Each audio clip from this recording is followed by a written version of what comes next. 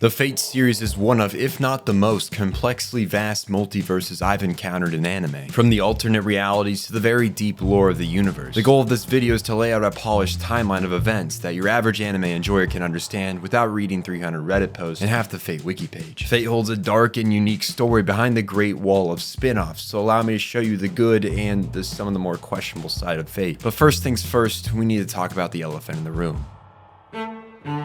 While at first glance the universe of Fate seems hard to grasp, if we keep in mind the source material of the series, it's easier to understand. Fate originally started with a visual novel released in the early 2000s named Fate Stay Night. In said game, there are 3 major routes, each completely different from the other, resulting in a fork in the road. What ends up happening is each route got their own series, these being Fate Stay Night, Limited Blade Works, and Heaven's Feel. None of these come in any logical order because they all contradict. They are separate universes, no real order to them. Then there's Fate Zero, which takes place before Stay Night as a prequel and linking point to the 3 divergent points, covering the 4th Grail War, which I'll give you more of an idea of what that is soon. Zero is followed up by 8 major spin-offs to place on a timeline. Today's menu for the Emiya family is a spin-off cooking show that sees the greatest warrior of all time return to her gender role. Lord El Malloy 2 Case Files, I think I said that right, is more of a mystery surrounding mages than the usual Fate series. Fate Prototype is an unfinished anime that was the starting point for what ended up becoming the original Fate 9 series. Fate Strange Fake, Whispers of Dawn is Fate if a shadow organization created a false Grail War. Fate Apocrypha is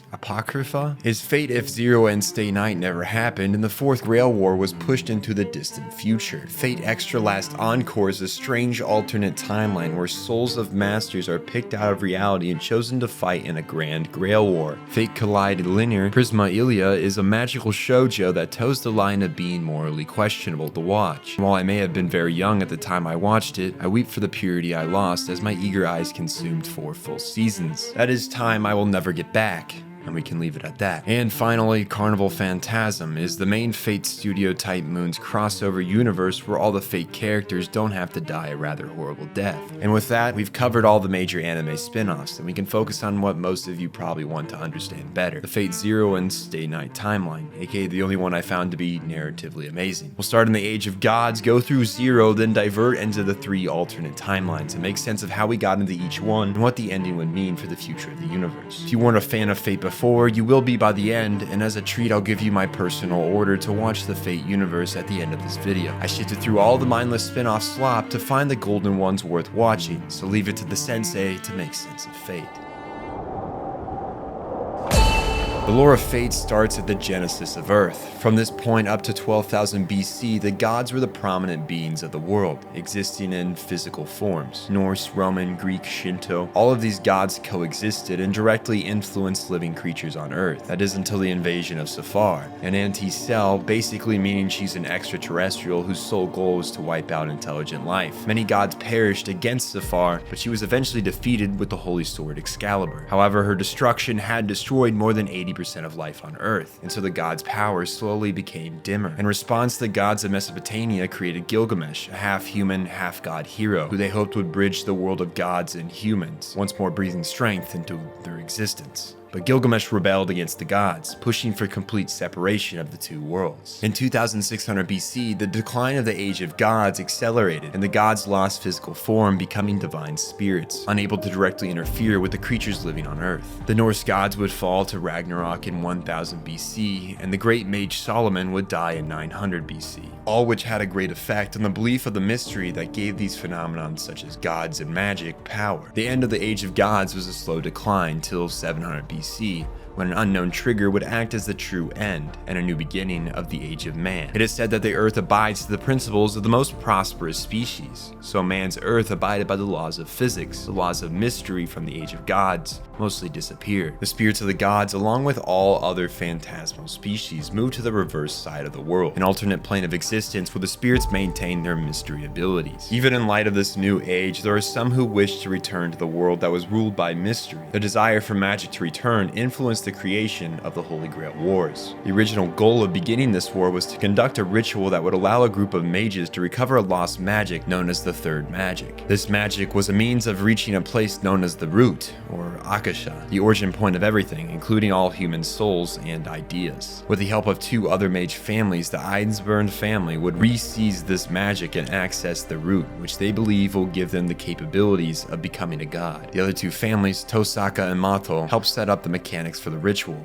that being the summoning of what are known as servants, usually heroes from the Age of Gods, who are summoned to masters, usually mages, whether they know they have the capabilities to be one or not. The Grail chooses masters by picking someone from each of the three families that started the ritual, and from there choose others who they see fit until the total number of masters reaches 7. These masters will use their servants to fight to the death, the point being that the soul of the servant, once vanquished, will be deposited into the Lesser Grail that is like a proxy for the Greater Grail. Upon the defeat of all servants, the remaining master and servant will touch the Grail, granting them access to the Void, which leads to Akasha. In reality, the 7th and last servant will be consumed by the Grail momentarily to open the Void, before sending all servant souls back to their rightful place. This is again all for the goal of re-obtaining the Third Magic, and in the case of the Tosaka family, they're just interested in reaching Akasha. These three families choose the location of Fuyuki for the Grail ritual, as when being prepped for the first ritual, the Holy Church and Magic Association were locked in a bloody war in the west, so the eastern land of Japan seemed a good option, and Fuyuki was a probable location for the summoning of the whole to Akasha. The first Holy Grail War would take place in 1810, and it was drastically different from any preceding Grail conflict. There never was supposed to be a power struggle, originally only planned to be a ritual to allow the three main magic families to access Akasha, but they realized that only one can enter Akasha using this Grail. So came the Heavens Feel procedure of conflict between masters and servants. To coax the 4 randoms into coming, they sent a note stating they manifested the Grail and they should join to witness the miracle. What the families seem to not have thought of is these 4 mages would likely try to seize the Grail for themselves in their own dreams, which, along with the conflict between the 3 families, sparked a battle to the death, ending before the ritual could complete. The first Holy Grail War becoming something of a skirmish. The Grail takes time to store up enough magic to recommence the ritual, so began a 50-year preparation phase of the 3 families, knowing that what is to come this time around will be nothing short of a war. In 1860, the Second Holy Grail War made it clear the lack of rules for the conflict was a shortcoming, the war ending with all masters dead, no surviving victor. Years pass as the Grail regains power and the families think of ways to regulate the bloodbath they know will return with the ritual. In 1939, on the brink of World War II, the Third Holy Grail War commenced. The Einsburn family grew tired of the ongoing conflict and failed ritual. With only their lust for the return of the Third Magic, instead of summoning their stereotypical berserker-class hero, they summoned the Zoroastrian god Angra Mainyu, an Iranian god of destruction and evil. He would eventually perish in the conflict, but his summoning and death altered the Grail and its abilities. His soul being absorbed by the Grail corrupted it, changing the rules of war of future conflicts. The Grail War would end in a total loss, the Japanese Imperial Army and the Nazis becoming involved, and the Grail being destroyed during battle, making the bloodshed pointless. Angra's soul's presence in the Grail would alter the Grail's capabilities to allow villains and monsters to be summoned as servants in future conflicts, not just heroic spirits. The Grail would also become corrupt in a way that would not be understood till the events of Fate Zero,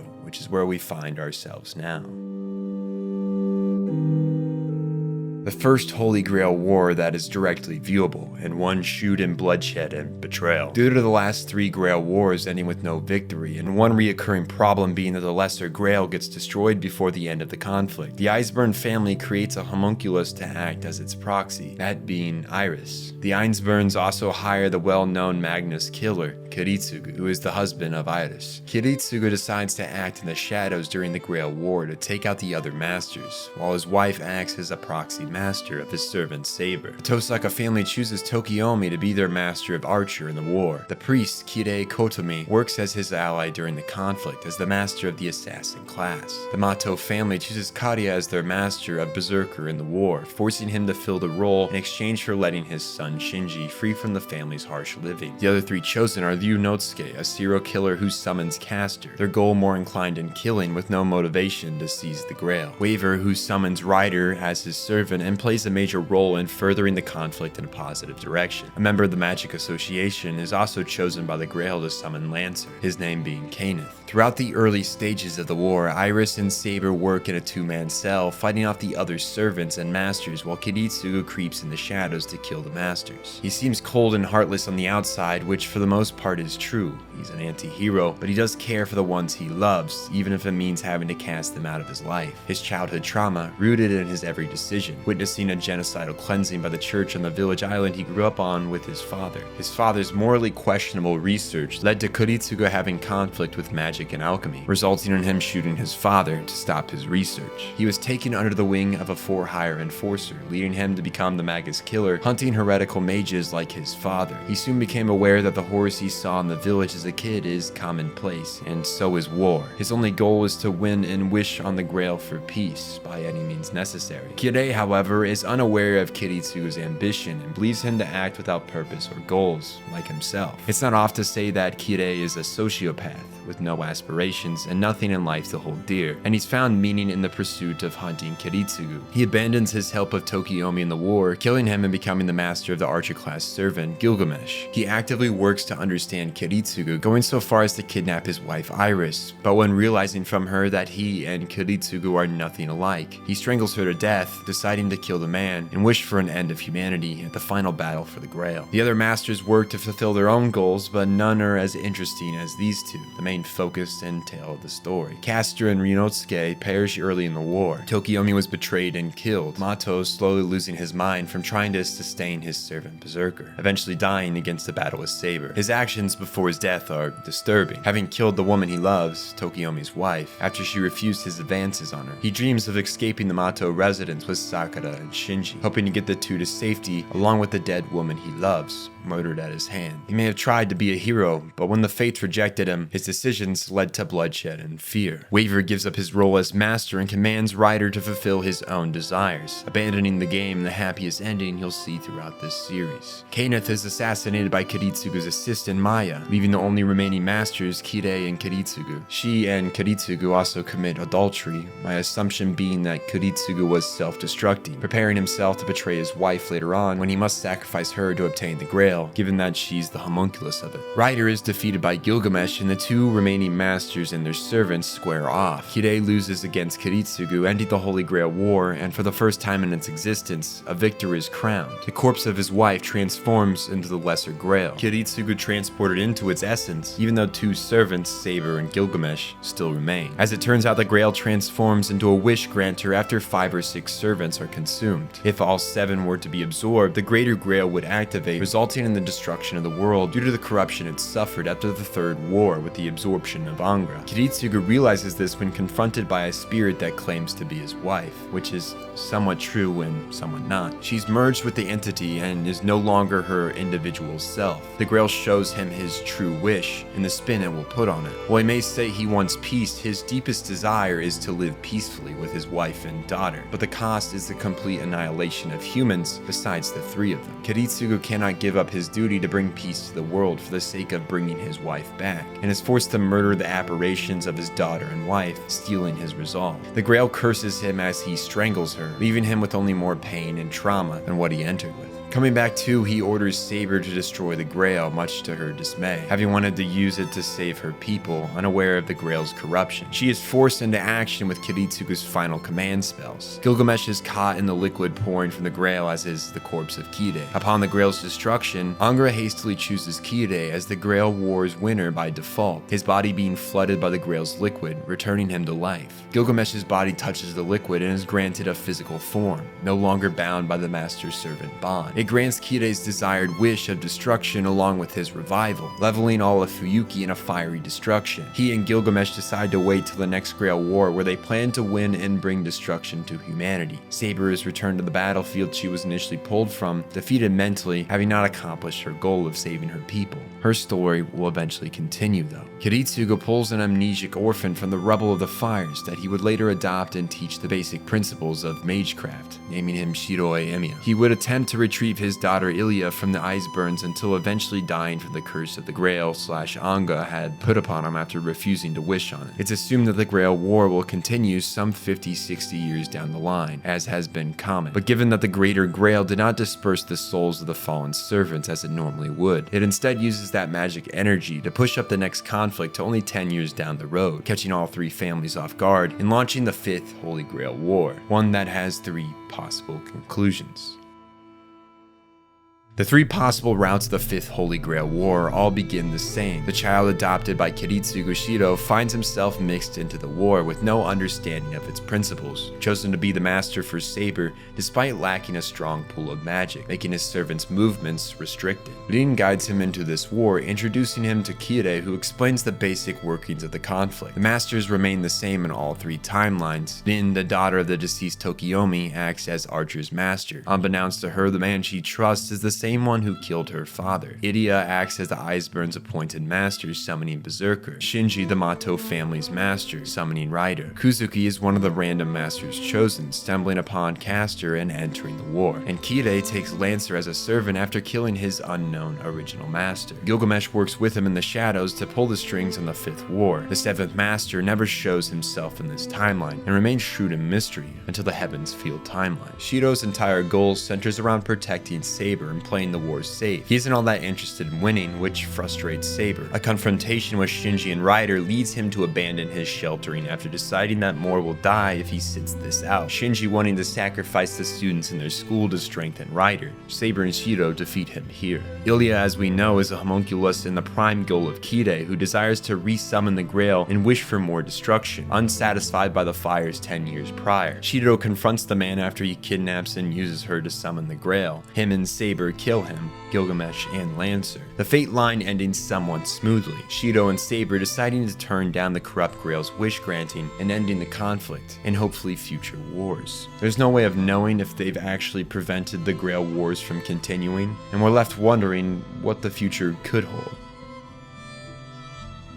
Unlimited Blade Works begins the same as the Fate line, diverging at the fight between Archer and Saber, Shido's lack of control over his servants sending the story in a new direction. Despite Saber going off on her own path to the Grail, Shido desires to stop the war alone. Kirei dies in this timeline after killing Ilya and trying to put the homunculus heart inside Rin to summon the Grail, Lancer being his killer after Kirei uses up all his command spells, the two dying together early. Archer betrays Rin, revealing he is an alternate version of Shido who desires to stop himself from choosing this path of being a hero. With the help of Rin, who is the romantical interest this time around instead of Saber, Shido fights his alternate reality self, who in the end sacrifices himself to save the Shido of this world. Archer's self-sacrifice and change in heart towards his present self influences Saber to forsake the Grail, coming to terms with what is the current reality, the death of her kingdom's people, and along with Rin decides to destroy the Grail. The 5th Holy Grail War once more ending with its future uncertain and unknown.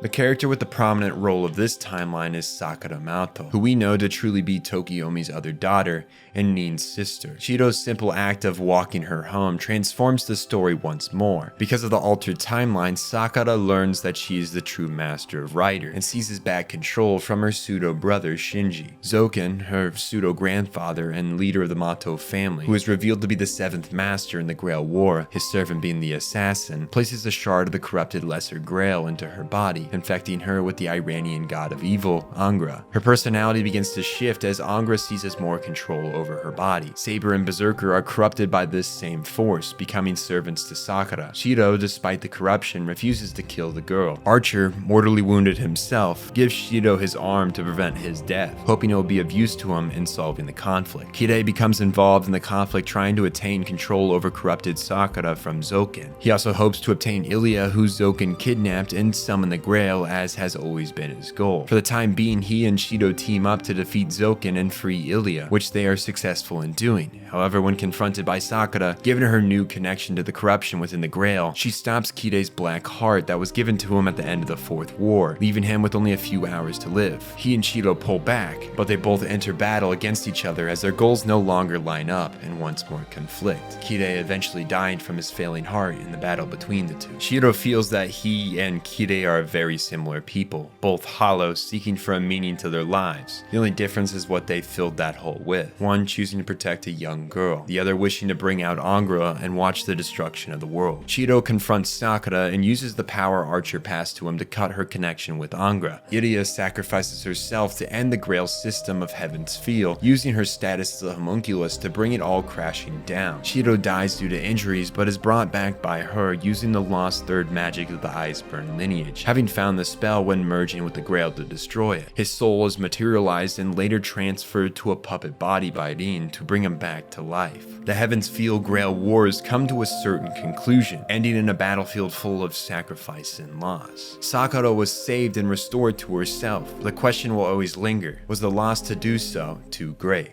That's a pretty good way to wrap up the universe. Fate Night is, in a simple sense, 3 stories wrapped as one, all better when tied together. The order you watch in is not all that important, but if you're looking for the best way to enjoy it, I would watch Zero first. It's the best story in the Fate universe and the best starting point for anyone who wants to enter into it. You can follow that up by watching all 3 timelines of Fate Stay Night. The original series is not as good of an animation, but even with that in mind, it's best to watch it first for the other 2 stories, Blade Works and Heaven's Feel, to carry the same amount of impact. Which is why Zero should be watched first. If you liked that, it's worth sitting through a more dated show to witness the amazing youth-foldable animation of Heaven's Feel. If that's not your style, Heaven's Feel and Zero are definitely the best entries of the series. Now, if you're someone who wants to watch the spin-offs, I pray for you. There's really no great way around these, so here's how I rank them and how you should watch them. Fate Strange Fake is interesting in what you should come off Heaven's Feel with. Fate Extra Last Encore is a great spin-off as well. Apocrypha, the Apocalypse one, is a small step down from that.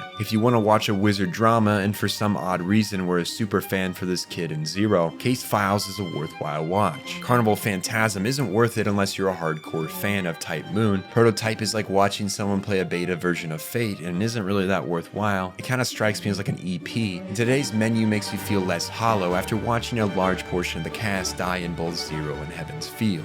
I would recommend them. If you think I'm missing one show, you are absolutely right, and it is definitely intentional. If you want to expose yourself to this unique take on the Fate universe, you have lost your sanity. There is not a tier of ranking suiting for this amalgamation of lolly yaoi fan service disguised as a Fate alternative timeline. If you do like it, hey, good for you. Did I? Maybe a younger version of me did, but I can't look my teenage child's self in the eyes without slapping him for giving Ordi Emo an 8 out of 10, which has, by the way, since been revoked. But I think my original ranking of that series gives you an idea of what kind of person would recommend Fate Khalid Linear instead of Fate Zero. Do with that information what you will. If you like that stuff, go ahead. There was a point where I did too.